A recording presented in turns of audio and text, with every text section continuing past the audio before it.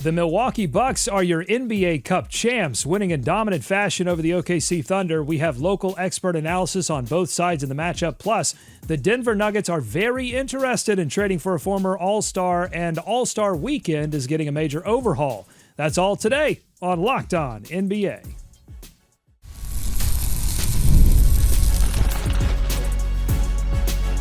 You are Locked On NBA, your daily NBA podcast. Part of the Locked On Podcast Network, your team every day. Welcome to Locked On NBA. Thanks for making us your first listen of the day. We are free and available wherever you get your podcast, part of the Locked On Podcast Network, your team every day. Today's episode is sponsored by Game Time. Download the Game Time app, create an account, and use code LOCKEDONNBA for $20 off your first purchase.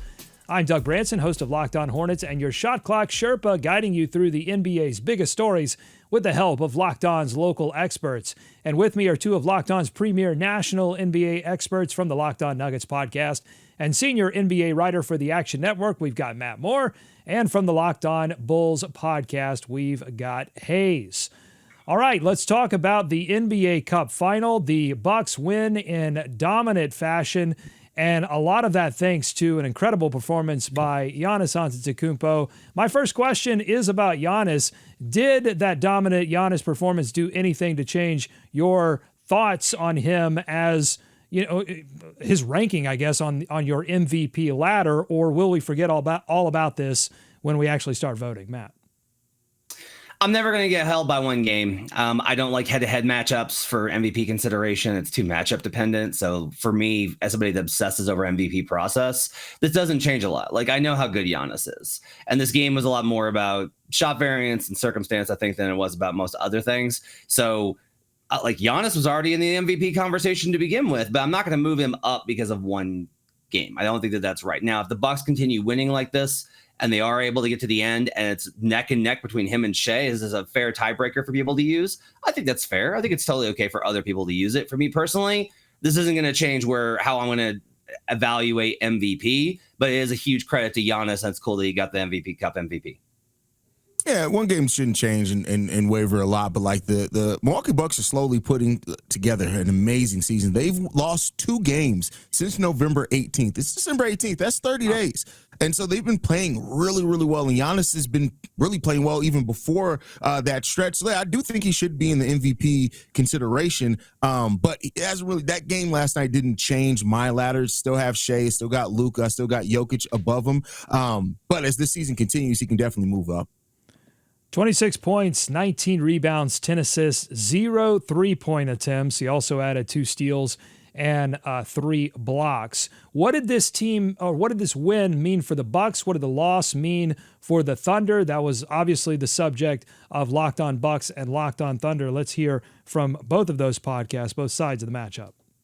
It shows that there are some really good things to continue to build on for this team, and it gives hope to the off-season talk that we had about what we could see in this team and why we were excited about this Milwaukee Bucks team, and starting to see it come into fruition with the team understanding the defense a little bit better, understanding the rotations, understanding what they're trying to give up, what they're trying to take away. I think it was a great test for this team at this point in the season based on everything that has happened to them so far. The Thunder are still the youngest team in the NBA. And to quantify that and not just give you their age, go look up Dame and Giannis's basketball reference page, click on their career playoff logs, and see that they've played in twice as many big games as any single person on this Thunder team has played. That's a team that knows how to win, that's been in big spots before, and was able to execute their game plan. Okay, clean sweep for the Milwaukee Bucks in their NBA Cup title win. Hayes, are the Bucks back, or was this an OKC aberration that Milwaukee just happened to be around for? No, I got to say that the Bucks are back. You look at the way that their defense has improved since November till now. And if I'm not mistaken, the OKC Thunder scored a total of 31 points in the entirety of the second half of that game. That's not just on the OKC Thunder bad shooting. And shot 15% from 3. No, you got to give some credit to the Milwaukee Bucks defense. And I think that, Dame's quote after the game is saying everybody just did their job. That's what's happening now with this Milwaukee Bucks team. Everybody is playing into their roles well. You guys know I'm not the biggest Doc Rivers fan, but, he has this defense playing really well. And as long as Giannis and Dame can score and play offensively at the levels that they have been, no, I think the Bucks are back. I'm still not picking them to come out the East or the favorites out the East or anything like that, but they're back to being exactly what I thought they were before the season started. They're going to be a tough team that gets a lot of wins in the East, and it could be a very tough out in the playoffs. It's tough for me because like you have these really good performances, and then every once in a while they have like a real letdown, especially on the defensive end. Like we were like, hey, they're up to the 13th. They might wind up as a top. Then they've kind of stalled out, and they're still like 11th on that. And it's like, well, Matt, we'll look at last night. Look, the Bucks are an amazing defense. If the opponent can't hit water, if they fell out of a boat, like they're an amazing. Because not only does that mean that you're inherently getting misses, but if the Bucks are like, well, we don't have to worry about them shooting threes because they can't shoot anything tonight. Oh, let's just pack the paint. Then yeah, and with a tight whistle, like everything went that way. Now, I think there's something to probably be said for the circumstances of the cut, because this is 2 years in a row where the more experienced, more physical team, last year the Lakers, this year the Bucks, really kind of muscled out a younger team. And OKC is pretty physical, and I thought defensively they were fine, but there's probably something to that and the experience factor that Styles talked about. But I also just wind up kind of being like, yeah, the Bucks are back. They're back to being like in the conversation. But if we're ranking teams as far as like who can be a real threat, I learned from last year in the Lakers performance, don't get too excited about the cup because it may not work out in the end. I want to talk more about the OKC Thunder and hear from Rylan Styles, host of Locked On Thunder, more about that loss and talk about what it means for them in just a second. But just really quickly, how much credit does Doc Rivers deserve for this run? Because there was a lot of talk on Locked On Bucks about the adjustments that were made, particularly for that game. You mentioned packing the paint, but also some adjustments they made to the offense and what they focused on. Do you think Doc Rivers deserves credit for this run, or was this more about Giannis and Dame figuring out their chemistry, Matt? I think Doc deserves credit for putting in a baseline level of competency that was missing last year under Adrian Griffin. Like, this is what I expected from Doc when they made the move, right? And the fact that they got worse under Doc last year speaks more about how hard it is to make midseason changes in the NBA than it does about Doc Rivers. Doc's really consistent. And I do want to say this, like, Doc's now the only coach in NBA history with both an NBA title and a cup win. He's the only one. So there's something to be said for what he's accomplished. Like, he is a guy that sets a pretty high floor for your team. Every team that he's coached has won at a pretty significantly high level. Like, they've won at a regular season level of around 50 wins per season, as long as they have some talent. And I think that there's something to be said for that. The matchup stuff and analysis I don't know, like, I wouldn't say that like the offense was stellar last night. They had like a 101 offensive rating. So I'm like, I don't know about that. It was mostly about, again, OKC can't shoot. But I do think Doc deserves some credit, Hayes. Doc does deserve some credit. As big as I'm not the biggest Doc Rivers guy, he absolutely deserves some credit. And shout out to Darvin Ham for being a repeat NBA Cup winning coach. Being on the bench with the Milwaukee Bucks after coaching the Lakers to the NBA Cup victory last year. So shout out to Darvin Ham there. But no, Doc Rivers deserves credit because there is a level of competency and a level of expectation that you do get with Doc Rivers. As long as the players buy in and they execute what he's asking to do, there's a baseline there. And that's not what you can't say that about every coach in the NBA. So Doc Rivers definitely deserves some credit. All right, let's flip it to Locked On Thunder. Rylan Styles talking about how deep the concerns go after this loss for the Thunder. The recipe for success, what was it? You had to get your three-point shot falling and loosen up this Milwaukee defense. And did not happen. 5 for 32, 15% from three. You had to adjust to a style of team that has given you trouble historically.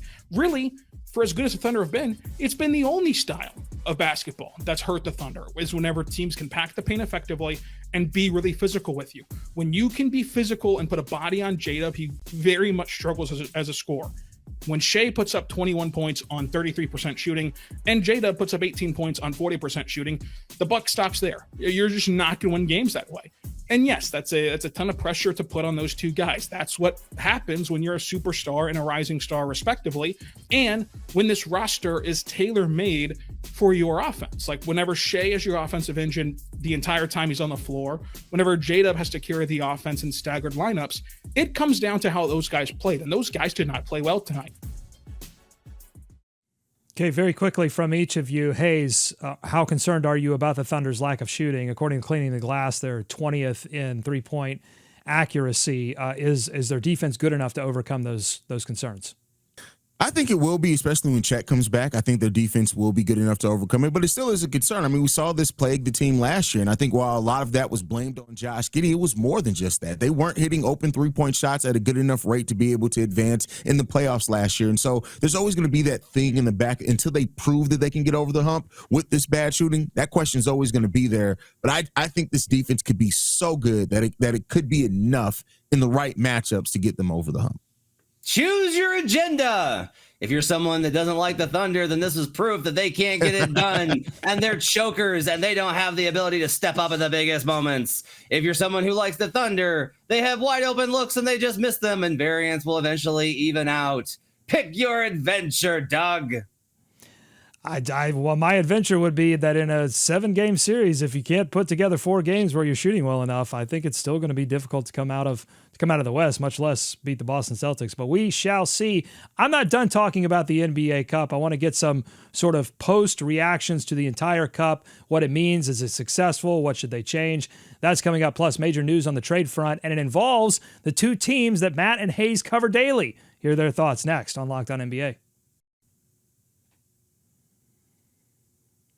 Today's episode of Locked On NBA is brought to you by Game Time. The holidays are the perfect time to make memories, and there's no better way to bring people together than at live events. Whether it's a big game, a concert, or a comedy show, Game Time makes it easier than ever to find great tickets at amazing prices. And with their new feature, Game Time Picks, you can skip the endless scrolling and get right to the best deals on incredible seats. It's all about saving you time and money while finding the perfect tickets. Plus, you can use the super deal option to score top-notch seats at unbeatable prices. Game Time also gives you features that make buying tickets stress-free, like all-in pricing. You just toggle that feature on, and no surprise fees at checkout, and a panoramic seat view so you know exactly what your view will look like before you buy. And with the lowest price guarantee, you will always get the best deal, or Game Time will credit you 110% of the difference. So take the guesswork out of buying tickets with Game Time. Download the Game Time app, create an account, and use code LOCKEDONNBA for $20 off your first purchase. Terms apply. Again, that's code LOCKEDONNBA for $20 off. Download Game Time today. What time is it? Game Time. This episode is also brought to you by Rocket Money. Managing subscriptions can be a hassle. Did you know that you might be paying for services you no longer use, or even paying for some of them twice? That's where Rocket Money comes in, simplifying your finances and helping you stay in control.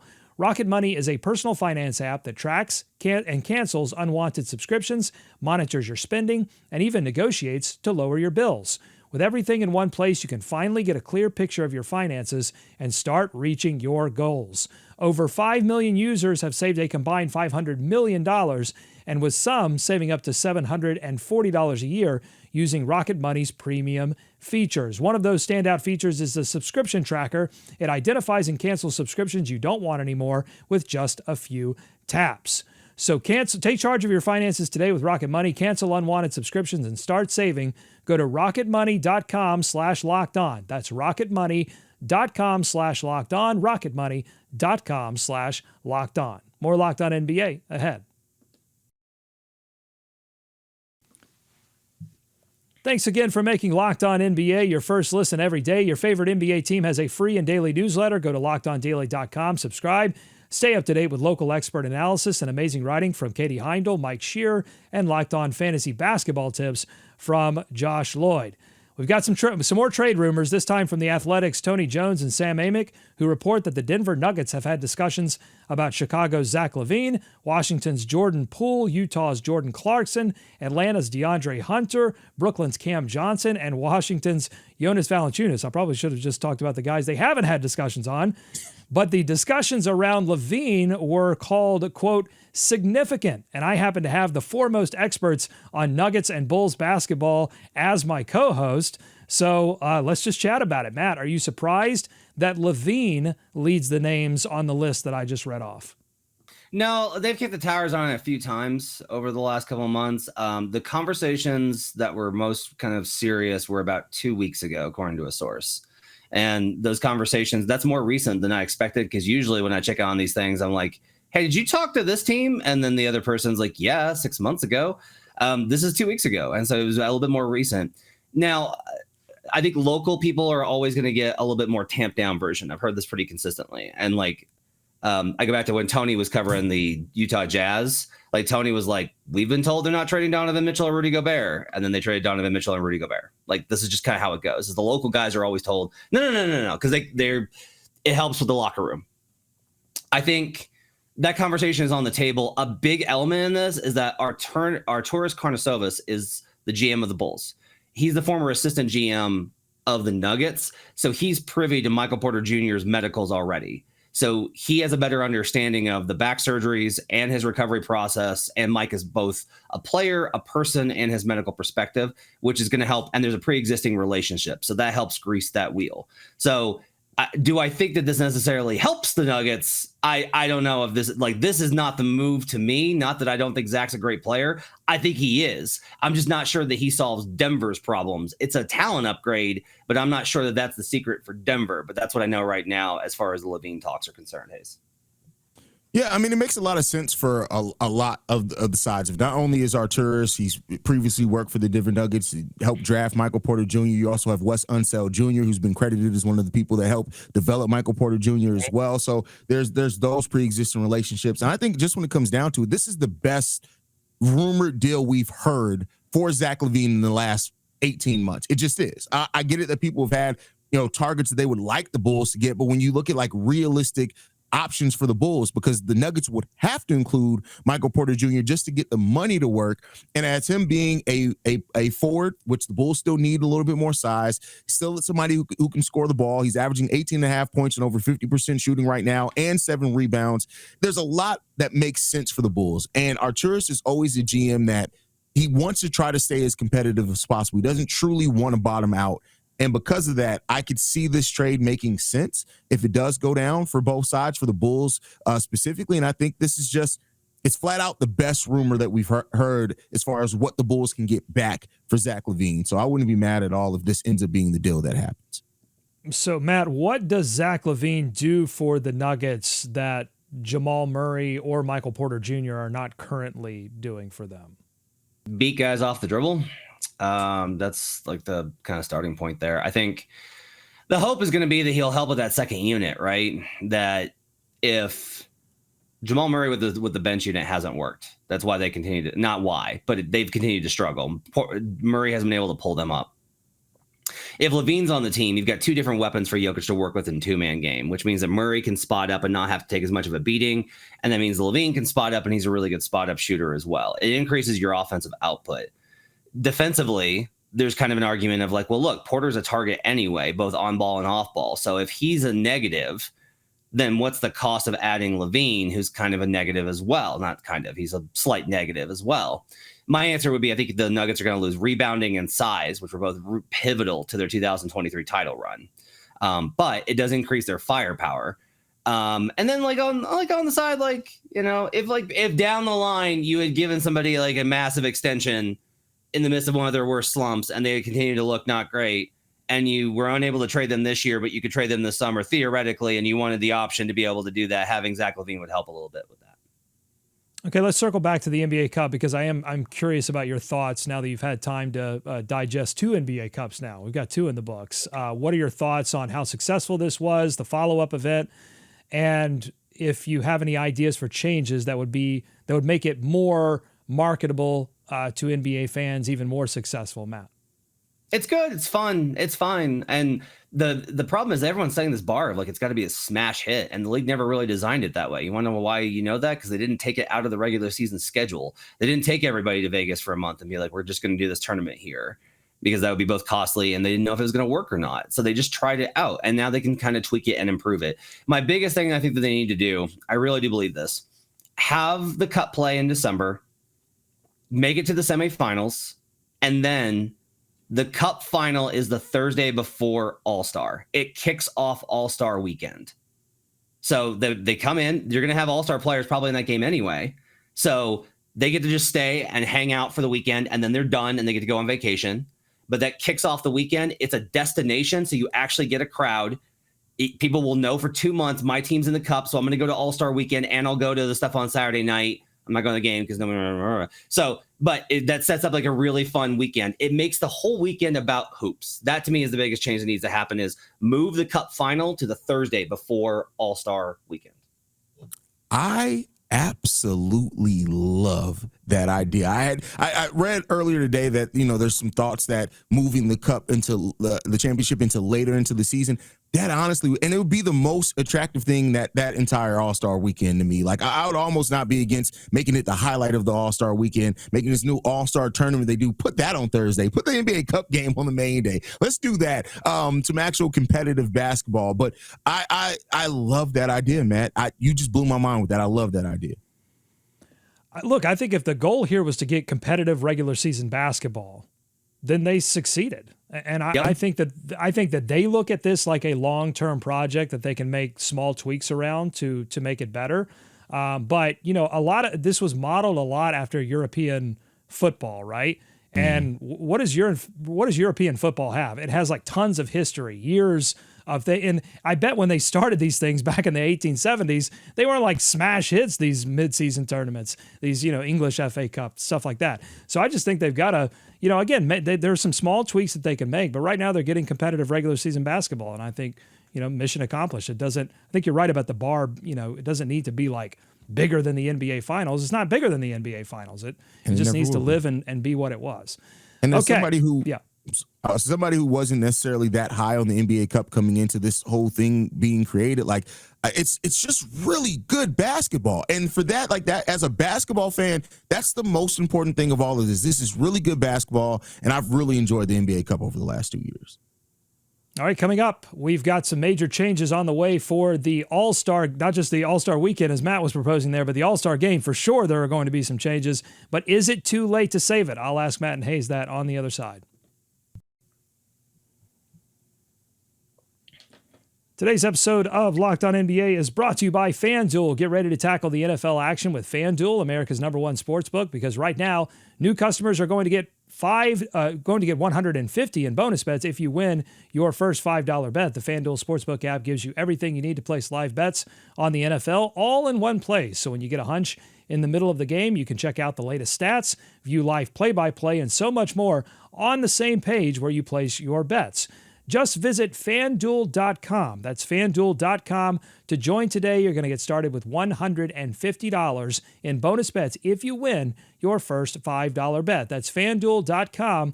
Never waste a hunch and make every moment more with FanDuel, an official sportsbook partner of the NFL. Today's episode is also brought to you by Built and Built Rewards. If you're a renter, listen up. This is a total game changer. Thanks to Built, you can now earn points on rent payments, just like you do with groceries or travel.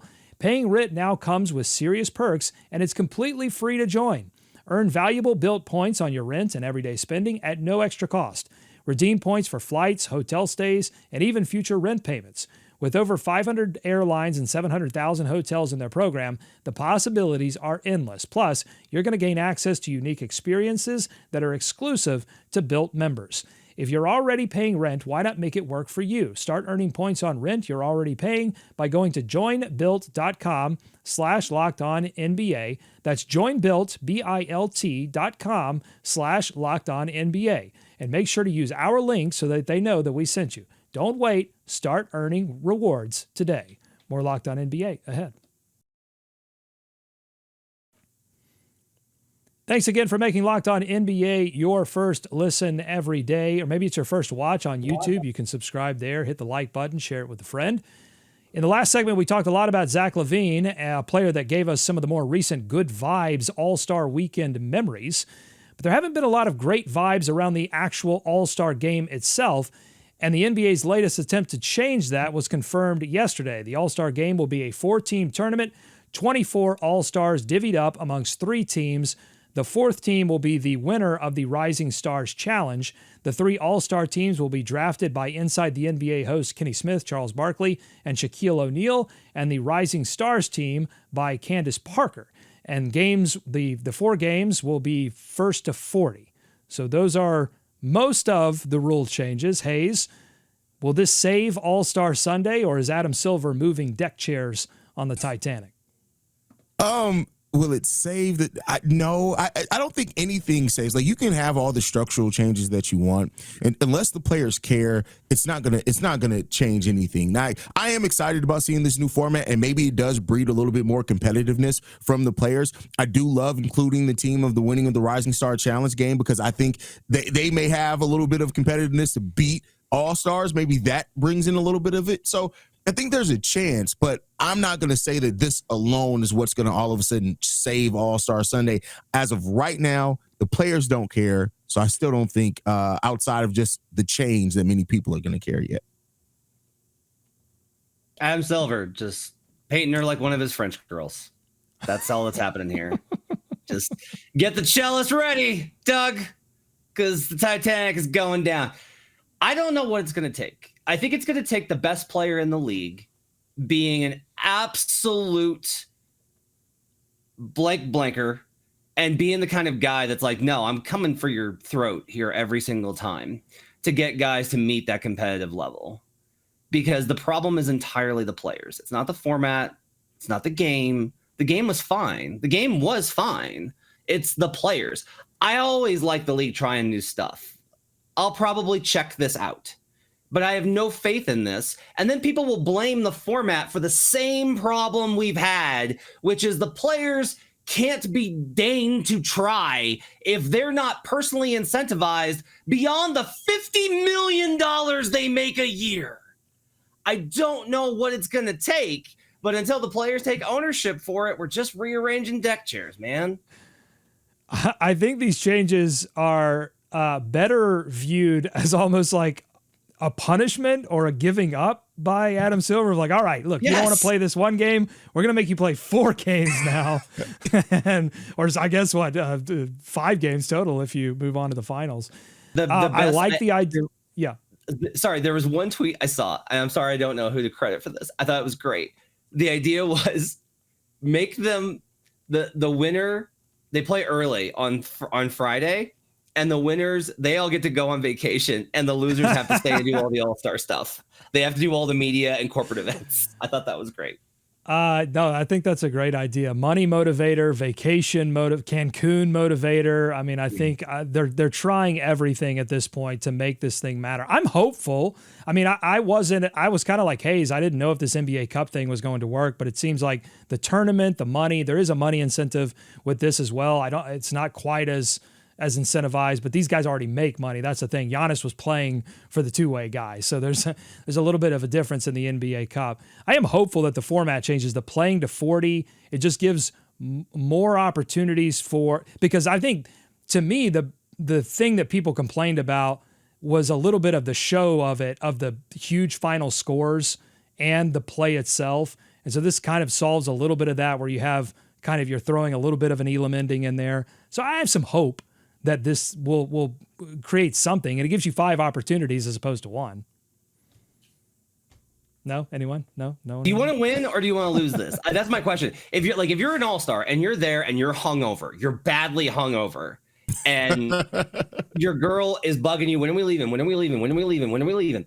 And you just want to get through this. Are you gonna be like, yes, I'm going for, or are you like, I think there are some guys that are wired that way. Like, I think this will weed out some of that, though, Doug. I think that's one of the things that maybe that's interesting, is we're going to find the Russell Westbrooks, and we're going to find the guys that are just going to be there to get cardio. And I think that's kind of interesting. This will help us weed out those guys a little bit more, because more guys are going to get an opportunity to play. It could give an advantage to the Rising Stars team, and it brings up a change that I'd like to see evolve into the NBA Cup, which is more international teams. Adam Silver was talking about more expansion into Europe. I would love to see international teams involved in the NBA Cup, G League, the best G League teams involved in the NBA Cup. All of that stuff I think is good. So, if it's a choice between what these changes are and not having anything on Sunday, then I think at least this is worth giving a chance, even if you're not very hopeful about it. Yeah, I think so too. Okay, so my final question is, seemingly every NBA media pundit on social media shared their opinions on what they would do to save the game. So we talked about the format, the actual changes.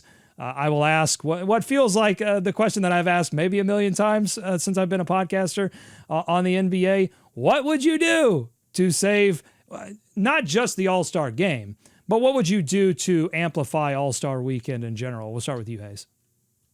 I mean, the All-Star game, I think at this point, we talked about it ad nauseum. Like, until the players care, it doesn't really matter. But as far as the other events, I think we talked a little bit about this before. Like, for the dunk contest, invite some of the best dunkers from across the world. Open it up to people who aren't necessarily in the NBA. I think if you do that, the Bulls have their Bulls Fest every summer, and they invite some of the best dunkers from the city of Chicago in to do it. And it's honestly way more entertaining than the NBA dunk contest the last 3 or 5 years. If you put that on a national stage, I think that you can make the dunk contest what it was before, as well as put a money pot together, because then people are actually more incentivized to want to come out and bring their best. So that's what I would do to save All-Star Weekend as a whole. Make the dunk contest what it was once before by inviting some of the best dunkers from around the world to come compete for the dunk contest.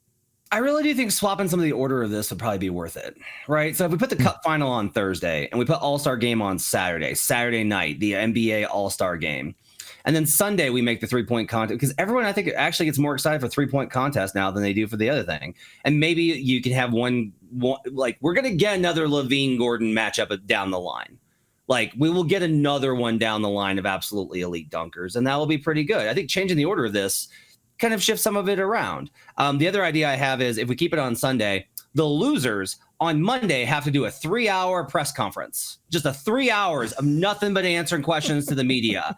And I mean it. You will get those guys sweat pouring off their bodies as they throw themselves into one another, bickering, text, the whole thing. Highest competitive level if you make them have to talk to us for 3 hours on a Monday and delay their vacation.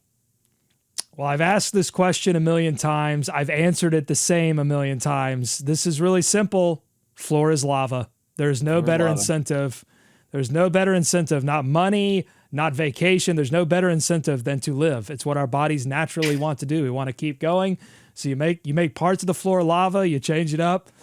That's what you do. You're going to get the NBA All-Star Squid Games, brought to you by Doug Branson. That I would sign me up for that. I would love that. There's a Netflix executive somewhere being like, okay, I know we can't actually kill them, but that sounds crazy, but it might work. It might work.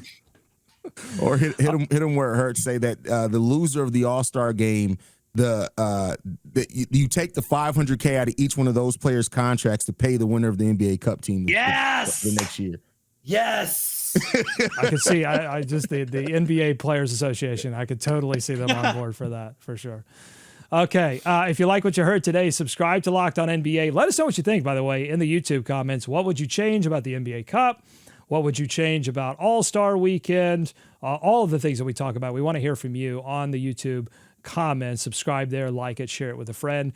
And wherever you get podcasts, you can subscribe and stay up to date with not only this show, but you also get Locked On NBA Game Time. They're recapping every game, every night that there is a game. There isn't a game tonight, but they're going to be talking about some interesting things as well. So make sure to check out that episode. Thanks for making us your first listen every day. Be kind to each other, and we're going to see you right back here on Thursday's edition of Locked On NBA.